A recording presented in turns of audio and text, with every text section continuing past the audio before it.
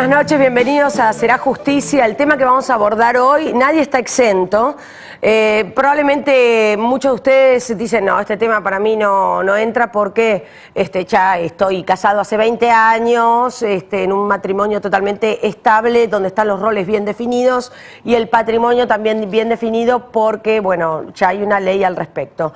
Sin embargo, ustedes saben que por un lado hay una reforma del Código Civil, por otro lado hay una planificación sucesoria que tiene que ver con la herencia, que de pronto no es muy simpática de pensarlo, pero hay abogados especialistas, uno de ellos está aquí, que escribe mucho sobre este tema, porque más vale prevenir y organizarse que encontrarse con dificultades después, en medio tal vez de una tragedia. Por eso escribió un libro que se llama además Pensar la herencia, y hay incluso, y nadie está exento, por más que tenga 40 años de casados, situaciones imprevistas de divorcios, que tal vez uno daba cosas por sentado y cuando la cuestión va a los papeles, ni se entienden tanto marido y mujer como creían, ni está todo tan claro para la ley, ya sea para los casados o para los concubinos.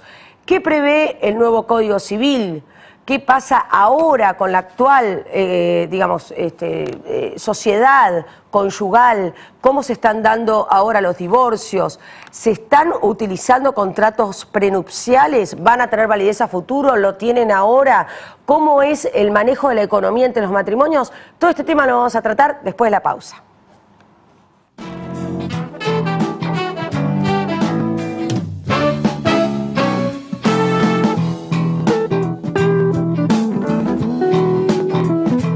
El Centro Médico Montserrat, por sus servicios médicos de excelencia en diferentes especialidades, obtuvo la distinción del ITAES, el instituto que acredita garantía de calidad médica. Centro Médico Montserrat, un nivel superior en salud. Cumplimos 15 años y lo celebramos inaugurando la nueva Terminal B de Ezeiza. Con una inversión de 570 millones de pesos, continuamos construyendo el aeropuerto más moderno de América Latina. Aeropuertos Argentina 2000. Soñamos con vos. Hace poco más de 2 meses nos comprometimos con vos a mejorar el subte A. Vas a ver cambios, algunos más grandes, otros más chicos. Juntos estamos trabajando para que cada día viajes mejor. Bienvenidos todos. Cámbiate a Ospose Integral. Gana tu salud, ganas vos. Ospose Integral. Compromiso médico.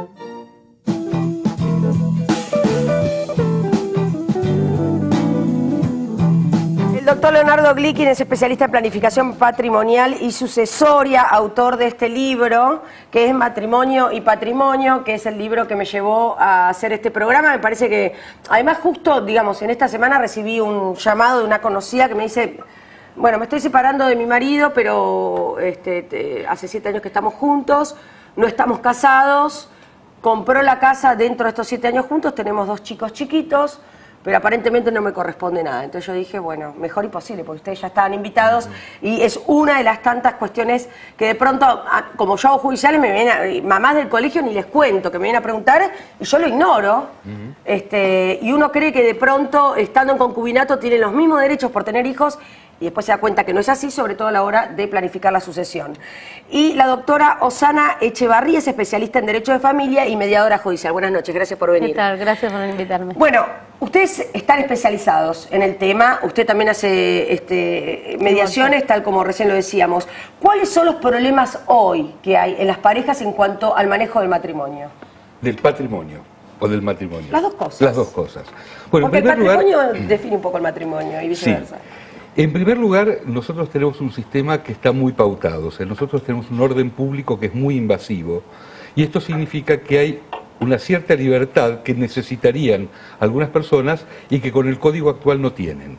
Esto ha llevado, entre otras cosas, a que la gente tienda a no casarse. Sí. Por ejemplo, ¿cuáles? ¿Qué cosas no tiene el código actual? Lo fundamental es que cuando una persona que tiene no solo un patrimonio importante desde antes, sino fundamentalmente una capacidad de generar ingresos, de generar un usufructo de ese patrimonio, se encuentra en una situación de mucha desigualdad con aquella persona con la que se casa, con la que no tiene ese tipo de ingresos o beneficios.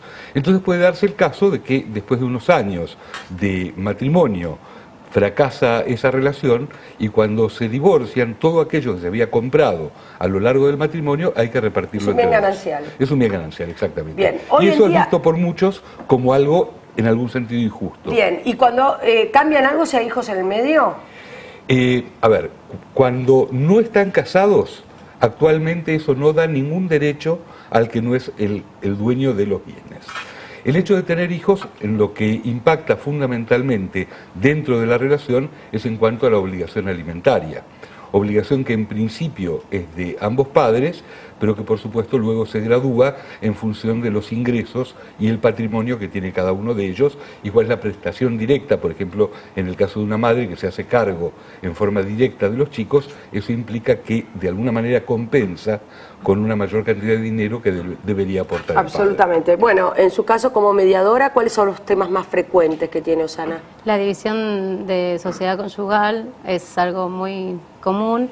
Con respecto a lo que decías, que una amiga te había consultado, lo que yo le hubiera sugerido es que los bienes los ponga en realidad como condóminos, porque en el tema del concubinato no hay separación de bienes, no hay sociedad conyugal, con lo cual lo que hubiera sido una buena idea es, a partir de que uno está en concubinato, en donde es una relación estable y permanente, en donde se hace vida marital, pero en realidad no hay matrimonio, lo importante me parece que es cada uno resguardar los bienes, bajo la figura del condominio, en donde cada uno tiene un porcentaje, ya sea un inmueble o de los bienes que tenga, ¿no? Claro, hay otro tema también, que esto me pasó a mí, mientras tanto estamos viendo fotos así de parejas que se han hecho famosos después por famosos divorcios, ¿no? Eran parejas famosas, pero luego la división de bienes, no en el caso de Tinelli, que siempre fue muy generoso con sus exparejas, pero en el caso de Shakira, por ejemplo, y Antonito de la Rúa, el tema del patrimonio hoy es más noticia que los hijos respectivos que ha tenido con sus respectivas parejas cada uno.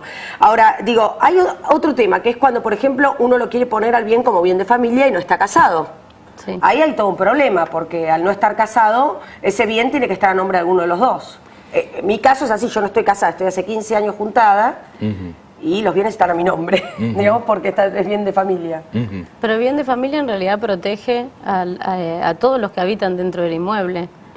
Claro, pero a mí me hubiera gustado que esté dividida, digamos, la plata es de los departamentos de solteros de cada uno, por lo cual es mitad y mitad, pero al no estar casados y querer poner ese bien, que es nuestra casa, bien de familia, tuvimos que optar por uno de los dos.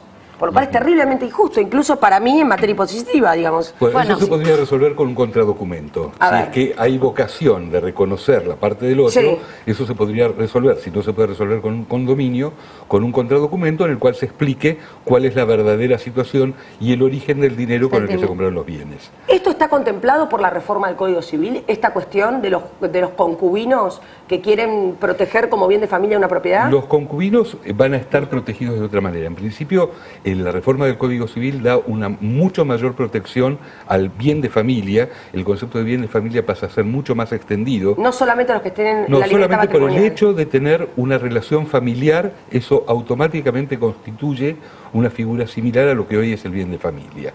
Y el concubinato va a generar derechos, cosa que actualmente no tiene. Claro. Es decir, que abre una puerta. Es una situación que en algún sentido es paradojal, porque se abren dos regímenes matrimoniales diferentes, uno de los cuales es el de la división de bienes, y al mismo tiempo el concubinato, donde muchas veces justamente la vocación de las partes era no tener ningún ligamen patrimonial, pasa a tener determinadas responsabilidades, en particular una responsabilidad compensatoria en caso de separación respecto de la persona con menores ingresos, y haciendo las cuentas, en muchos casos va a poder ocurrir que quien hasta ahora quería no casarse porque no generaba obligaciones, va a querer casarse con un régimen de división de bienes. Porque va a generar algún tipo de protección. Va a también. generarle Cuentas por lo menos claras. La cuentas idea claras. es los pactos convivenciales, en donde se puede inclusive pactar la atribución del hogar que se ocupa, los bienes que se han comprado con el esfuerzo común, dividirlos. ¿Y qué pasa con las parejas que ya están conformadas? Porque no es retroactivo. Lo pueden hacer a partir de la sanción de la reforma. Eso no sabemos cómo va a salir ¿De qué manera? ¿De qué manera lo van a redactar? Ahora, en su caso, por ejemplo, ¿es más común que a usted la vengan a consultar mujeres y a usted hombres? No. ¿O no. A ver, cuénteme. No, en mi caso vienen muchas mujeres. Nosotros tenemos una página que se llama Buen Divorcio, y entonces en realidad más importante que si son hombres o mujeres es la actitud con la que vienen. O sea, en general nosotros lo que proponemos es un sistema coordinado en función de una planificación. Es decir, que las dos partes que están pasando desde ya un muy mal momento por la terrible, crisis... y bueno, peor si hay chicos en el medio. Exactamente, pero que puedan sobreponerse a las broncas del momento y que puedan pensar en su relación de largo plazo.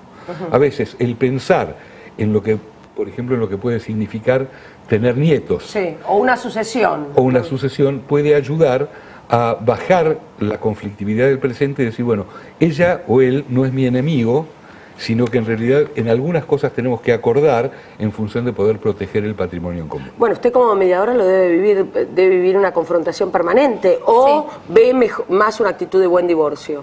Generalmente nosotros tendemos, yo además de mediadora soy abogada de divorcios, entonces tendemos al mutuo acuerdo, a instruir a las partes a que, sobre todo en el caso de que haya menores, lo mejor es hacer un divorcio de mutuo acuerdo y no un contradictorio, y en el caso de los bienes también ponerse de acuerdo, porque generalmente la propiedad que probablemente ocupan los nenes es la propiedad, bueno, que es objeto de, de la división. Sí. Bien, y en cuanto a, justamente, recién usted hablando de los chicos, ¿no? Me preguntaba hasta dónde puede incidir o no el tema de los hijos, hasta dónde afecta o no a la división de los bienes, hasta dónde genera más derechos el hecho de que, por ejemplo, no sé, una madre esté a cargo de los hijos, y hasta dónde la tenencia compartida también incide en la división del patrimonio.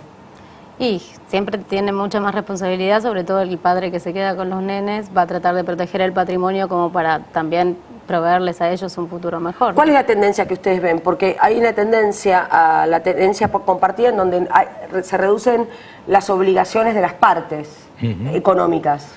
Yo vi unos pocos casos en los cuales el hombre buscaba la tenencia compartida pensando en disminuir su aporte alimentario. ¿En serio? Yo vi un montón. Yo vi pocos.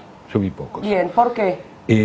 Bueno, ¿pero por qué? ¿Porque el hombre tiene esta cuestión más patriarcal de proteger o porque de casualidad o porque no le conviene? No sé. A ver, en los casos que lo vi porque había una intención de pagar lo menos posible, entonces decía... Yo también lo vi en eso, claro. Claro, exactamente.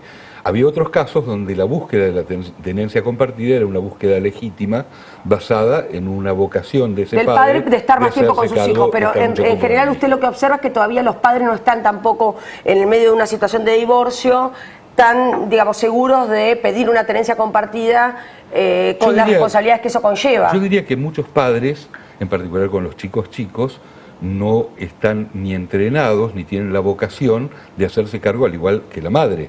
Porque en muchos casos, y todavía en la sociedad funciona así, el hombre es el principal proveedor y por lo tanto es el que más se concentra en el trabajo. Y la madre es la que más se dedica a los chicos. Más se dedica a los chicos y hasta divide su actividad entre los chicos y un trabajo, ¿no? ¿Hay parejas, la última pregunta a los dos, hay parejas que evitan justamente casarse para evitarse problemas? ¿Ustedes creen que...? Sí. Yo creo, la otra vez yo vi unas estadísticas en el registro civil que habían aumentado un 30% los concubinatos, con lo cual no se inscribían directamente los matrimonios, o sea, no llegaban a matrimonio. ¿Y no casarse significa evitar problemas hoy con la ley actual? No necesariamente. No. Lo que significa, en algún sentido, desde lo imaginario, es evitar un compromiso, es evitar toda la socialización de esa relación, el hacerla tan pública como implica un matrimonio, con la fiesta, con el registro civil. Patrimonialmente pública también. Claro, exactamente. ¿No? Entonces, el hecho de la convivencia sin un matrimonio es algo así como decir, bueno, esto no tiene ni un comienzo ni un fin, es un más dejarse llevar.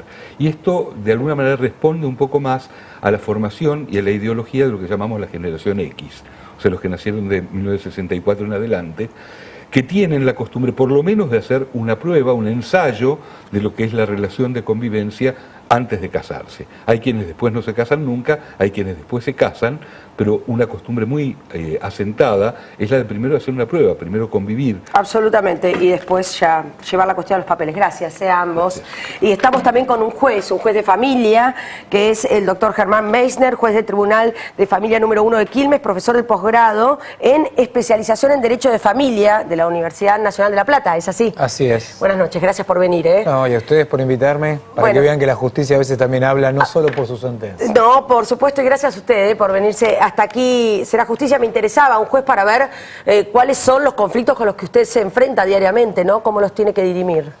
En base a esto que venimos hablando. Los colegas que me han precedido, la verdad que han hecho una descripción bastante clara de lo que es lidiar con la solución de conflictos pacífica. Nosotros los jueces de familia estamos llamados a intentar a que esta, digamos, solución que a veces se ve solamente de sangre, se transforme en linfa y en agua durante el proceso de familia, en la medida de que ellos, como conciliadores, no lo hayan podido hacer, digamos, en la etapa prejudicial. Es la mayoría de los casos. La mayoría de los casos, digamos, ya vienen predigeridos por los estudios jurídicos, ya hicieron los abogados que saben de familia y siempre uno recomienda toda la eso. catarsis previa. Absolutamente, son muy buenos psicólogos. Sí, son muy, claro, porque básicamente hay una cuestión de trinchera, ¿no? Que después con los años uno llega a verlo. Muchas cuestiones reprimidas durante la convivencia. Exacto. Que se espera tomar distancia con un letrado que lo asista y lo apoye y lo ayude para poder quizá decirse en la cara en un órgano judicial cosas que jamás se hubieran atrevido en la intimidad. Claro. Yo he visto casos incluso de una pelea como por pavadas, ¿no? Por un auto sin valor, por ejemplo, y que se les va a los cónyuges la vida en eso cuando hay chicos en el medio, cuando hubo toda una historia de amor, cuando hay cuestiones 1000 veces más importantes, pero de pronto también se centraliza mucho en la cuestión patrimonial el tema. Quizá creo que has dado en la punta con algo que estás diciendo. Esa pelea es un simbolismo. Totalmente. En realidad. Y lo que esconde quizá es una ruptura, o no, mejor dicho, quizá no una ruptura en el vínculo amoroso. Claro. Hay uno de los dos o ambos que no ha podido aún realizar el duelo y aceptar la situación del desvínculo. O sea, de que esa persona ya no lo quiere más y que, bueno, que hay que seguir viviendo con eso, claro. A pesar de que uno no lo quieran. Soy divorciado. Claro. Sé lo que eso significa, puedo dar fe de ello, tengo hijos también. Entiendo a mucha gente que viene y pasa por el tribunal donde a mí me toca trabajar y lamentablemente tuve que vivirlo en carne propia para quizá agudizar muchísimo más. Para tener más empatía con el dolor y transformado tal vez en ira o en bronca o en otras cuestiones que plantean las partes. He cambiado bastante la responsabilidad de trabajo a partir de que supe lo que sufría alguien que venía a pedir que se lo ayude desde la justicia. Claro. Porque realmente el abogado es un auxiliar muy bueno de la justicia, pero no deja de ser un cliente aquel a quien representa y no tiene por qué irse con los problemas a la casa. Ahora, cuando el expediente está en mis manos y tengo que resolver desde si la tenencia es compartida o no, o desde si esos padres, en el caso de la provincia de Buenos Aires, donde me toca trabajar, están aptos los dos, siquiera uno, para la crianza, o debo ponerlo en manos de un tercero, inclusive de un hogar, hay que ser muy juicioso y prudente en ese tipo de apreciaciones y no perder nunca el foco del conflicto y permanentemente tratar de que las partes comprendan que los hijos o aún ellos se necesitan a ambos. Claro. Se necesitan y deben respetarse porque no puedo entender, muchas veces se los explico y gasto saliva hablando, digamos, no puedo entender cómo se han compartido lecho, han compartido una cama, han compartido lo más íntimo que un ser humano puede tener, no pueden sentarse y dialogar sobre el auto o dialogar sobre la posibilidad de que alguien no quiera más al otro. Absolutamente. Estaba aquí anotando porque recordé, doctor, que recibí un mail en nuestro correo electrónico serajusticia@fabibertel.com.ar. No solucionamos temas nosotros, ojalá, pero no tenemos ni la infraestructura, pero de pronto los podemos hacer visibles. Y bueno, y en lo que podemos nosotros vincularlos con gente que los pueda ayudar, que han pasado aquí por el programa o no, también lo hacemos. Pero me escribió una agrupación de padres, que no era Padeschi, era otra, que eran padres alejados de sus hijos, porque yo además como mujer, uno se vuelca a informar más cuestiones o de violencia de género, mujeres en disminución, en una situación como de menos derechos respecto al hombre, cuando también dejamos de lado muchos padres que no pueden ver a sus hijos cuando hay cuestiones patrimoniales en el medio, por lo cual los pibes terminan siendo de alguna manera rehenes de esta cuestión patrimonial que no está resuelta. Bueno, ahí es donde entra el juez. Esto es fundamental, lo que estás refiriendo. Creo que los colegas que me precedieron, como te decía, dieron en la tecla con eso, porque lo que uno tiene que hacer es tomarles conciencia a la gente que está litigando, es que no se les puede ir la vida en esto, y mucho menos el patrimonio, y que en el litigio tiene costos altos. Honorarios, tasas de justicia, impuestos y un montón de tiempo, vida y sufrimiento de ellos y de la descendencia y de la familia ampliada, que no cierra la ecuación de un divorcio controvertido o de la discusión sobre el patrimonio controvertidamente no cierra jamás la ecuación costo-beneficio. Eso, el viejo apotegma de que siempre es preferible un mal acuerdo que un buen juicio. Mira, hace 24 años que estoy trabajando en la justicia, empecé teniendo una mesa de entradas, tengo 12 de juez. Sí. Cada vez hay 92.000 expedientes del Tribunal de Trabajo, Sí. cada vez estoy más convencido que es así. Claro. Que siempre es preferible ceder un poquito más de lo que se estaba dispuesto y tener en miras que los hijos nos están viendo cómo procedemos y que los estamos educando con nuestros ejemplos. Claro, absolutamente. Entonces, por más que separados del cónyuge seamos bárbaros, después a la hora de discutir frente a ellos, también estamos dando más que nunca el ejemplo, ¿no? Absolutamente. Y los estamos condicionando, si no entendemos esto, los estamos condicionando inconscientemente a que ellos adopten nuestro modelo disfuncional familiar del fin de la relación en su modelo familiar. Absolutamente. Entonces lo estamos condenando a que estas relaciones, que hoy son tan efímeras, que han obligado a que la legislación se actualice porque, evidentemente, como bien la doctora Echevarría aclaraba, digamos, las estadísticas están demostrando que hoy el matrimonio ha quedado en desuetudo, o sea, la costumbre ha ido contra el matrimonio por una Y usted situación debe social. tener que resolver sobre un montón de cuestiones de parejas de hecho, pero no con papeles. En su inmensa mayoría. Situación que a mí me pone muy, digamos, feliz que por lo menos haya una legislación que se esté tratando, porque debemos recurrir a analogías que a veces son impropias en el derecho de familia Porque no está la figura del concubinato legislada como hoy no debería. existe el concubinato, Bien. hasta es una expresión incorrecta. Pero si bien el código no será perfecto, pero creo que es un gran avance y que nos va a dar la posibilidad de solucionar y de invitar al compromiso a esas parejas que hoy le huyen al matrimonio por no compartir el patrimonio. Claro. Hoy se vive en la sociedad, no solo del país que nos toca vivir, de las grandes ciudades, estuve en otros países también, Sí. se vive un egoísmo muy acrecentado y hasta patológico. Y creo que ese egoísmo es lo que ha derivado en la falta del compromiso matrimonial. No, Doctor, me pregunto si se huye al matrimonio para no compartir el patrimonio o si se huye a cómo están dadas las cosas según la ley actual, que va a estar reformada por el Código Civil, ¿no? Yo creo que se huye por cómo está redactada la ley actual, pero tiene una base de que es el egoísmo de los contrayentes. Porque, digamos, lo tuyo es tuyo y lo mío es mío y todo es nuestro y después lo dividimos, hoy eso ya cuesta encontrar parejas de menos de 30 años que piensen eso. O sea, esto es el fruto de mi esfuerzo, vos esforzate y conseguí lo tuyo. La igualdad de géneros frente al mercado laboral ha colocado a las mujeres también en una situación de desventaja notable, porque han salido al mercado laboral y no solo han logrado ascender y muchísimo, sino que también no han dejado de hacer lo que antes hacían con el sistema patriarcal que vos venías recién conversando con los doctores. Entonces, la verdad que las mujeres hoy están en una situación hasta desfavorable. Sí. Porque generalmente de extremo estrés, porque es Absoluto. cumplir con responsabilidades laborales más todo lo que demanda, obviamente, la crianza de los chicos. Y la demanda, al margen del placer que uno puede vivir frente a los hijos, es el tema de cumplir con todo, ¿no? La sociedad le exige a la mujer que sea prácticamente perfecta. Y a veces en este gran esfuerzo de salir a ganar el dinero, salir a criar a los hijos, estar bien con todo y estar espléndida,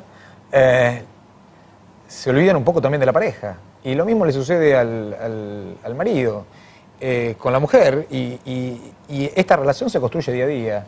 Hasta que un día se dan cuenta que dejaron de amarse. Ahora, cuando llega el momento de tomar conciencia que ya uno no se quiere, de que bueno, esto ha terminado, la historia esta tiene un fin, bueno, ahí tiene que estar la norma, la ley clara para compensar las desigualdades. Claro. Porque si tuvimos un proyecto juntos, aún no querido, como dijo el doctor, la ley te lo va a imponer. Claro. ¿Por qué? Porque es injusto. Es injusto que hayas pasado una vida o una cantidad de años determinada, quizá tus años productivos, patrimonialmente, emocionalmente, y que cuando está en declive la vida de uno, alguien aborte unilateralmente ese proyecto. Eso es absolutamente injusto y es lo que hoy está ocurriendo. Lo patrimonial, que cuando los hijos ya se fueron, es lo que más duele hoy en día, ver a mucha gente que uno era el proveedor y el otro fue el que estuvo en la casa apoyando. Bancó la casa todos los años. Todos los años. Los chicos se fueron. Y han quedado solos. Y alguien decide bajarse del proyecto. Bueno, esa bajada del proyecto por lo menos que no sea gratis. Claro, exacto. Que no sea gratis. ¿Y esto usted con la ley actual lo puede hacer? No. No. O sea No, que porque la unión convivencial o el concubinato o la unión de hecho, como la quieras llamar, no está ni siquiera No toca ningún tipo de derecho. No está la figura. Solamente lo que las leyes reconocen y que hoy es algunos derechos provisionales frente a la muerte de la pareja cuando tiene más de 5 años. Exacto. Y tiene... Herencia no. No, en absoluto. Tampoco. Eso es una falsa creencia. En lo absoluto. Ni tampoco lo va a otorgar la unión convivencial. Pero sí va a otorgar, como decía el doctor Glicking, prestaciones compensatorias que no pueden ir más allá del tiempo en que haya durado el concubinato. Por ejemplo, las parejas que están juntadas por modernas, se muere uno de los cónyuges. La herencia, ¿quién pasaría? Un juez hasta que los menores, los hijos, si es que tienen hijos, tengan 18 años. Sí, en principio la madre, o el padre, quien quede su parte con hijos, sí, serán los administradores de la persona y de los bienes de los niños. Por el propio régimen de la responsabilidad parental que se va a mantener hasta los 18 años. Bien. Y los herederos van a ser los hijos, sí, así es. Lo que, como decía bien el doctor Glicking, hay que tener algo bien en cuenta, que la sociedad, la ley, digamos, de bien de familia es una ley muy vieja, es del año 40 y pico. Es de que cuando se había legislado en la época del primer gobierno de Perón el divorcio. Sí, exacto, sí, que después se suspendió hasta 1987. Se suspendió todo eso menos el bien de familia y determinadas cuestiones relativas a una ley ómnibus. Muchos temas trataba. Ahora, lo que se habla es de la protección jurídica de la vivienda familiar. Ajá. La protección, ya sea un matrimonio o ya sea una unión convivencial con más de 2 años, esa inmueble va a tener protección.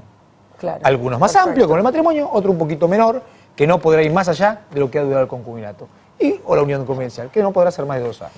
Doctor Meissner, muchas gracias y espero que la próxima vez que usted esté aquí ya estemos con el código nuevo en la mano, que tanto están trabajando especialistas, desde Aida Kemmermacher de Carlucci, que ha venido aquí, hasta la doctora Marisa Herrera y muchos juristas también, y bueno, podamos contar con derechos ampliados para todos, ¿eh? Yo estoy muy agradecido porque me hayan invitado. Bueno, muchísimas gracias. Este programa lo pueden ver desde esta misma noche en serajusticia.net, que es nuestra nueva página web, que va a tener muchos errores porque la estamos haciendo de a poquito, pero queremos que ustedes tengan volcado el programa y los links a las diferentes páginas o consejos que han volcado en este programa los doctores. Chao, hasta el próximo martes.